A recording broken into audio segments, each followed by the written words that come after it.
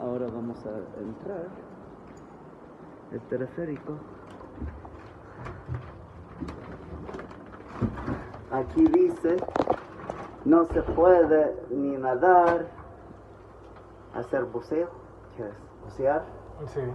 No se puede tirar dentro del agua. Adiós. Bye boy, good boy. Ahora estamos. Ah, bueno, se ve. Abajo. Que antes, cuando yo era niño, todo el mundo se estacionaba aquí arriba y se tenía que... ¿Dónde? De aquí. Oh, eso. De zipline. Yo no pagaría $20 por una cosa. Eso es muy bajito. Bajito. Sí. Él está haciendo zipline. Y por este lado no se puede ver porque no sé qué pasó con la ventana. Que no se ve.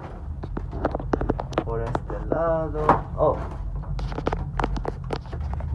Oh.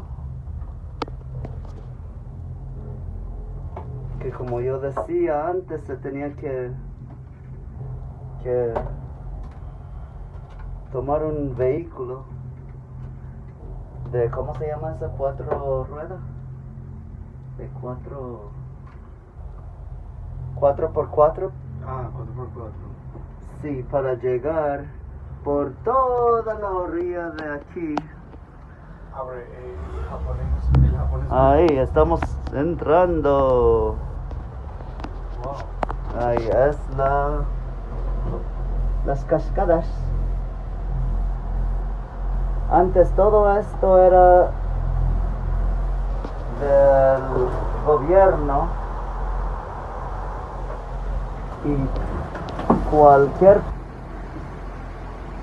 persona podía hacer cualquier cosa aquí en este parque hasta que fue comprado por un coreano y ahora hay reglas que uno no puede ni meterse en el agua ni nada, pero como yo lo he hecho,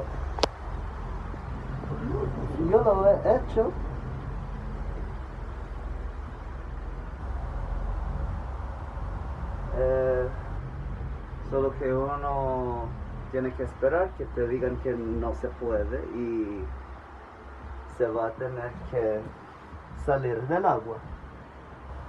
Ya hemos llegado. Se fueron como unos 2 minutos en el teleférico. Se picaron ya.